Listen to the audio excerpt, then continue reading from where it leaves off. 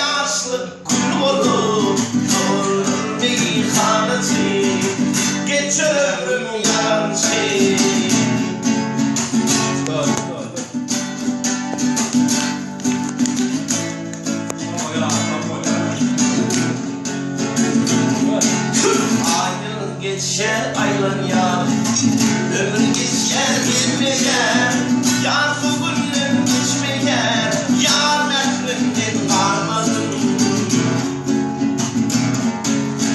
Ayıl geçer aylan ya, ömür geçer gitmeyen, yar bugünün geçmeyen, yar mehrinden varmadın.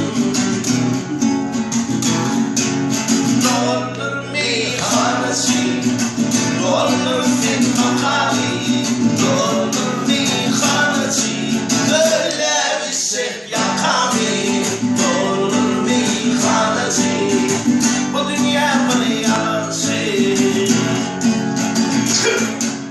Doldur meyhaneci, aklın şerafi olur, doldur meyhaneci, geçti yaşlı kul olur, doldur meyhaneci, men bunu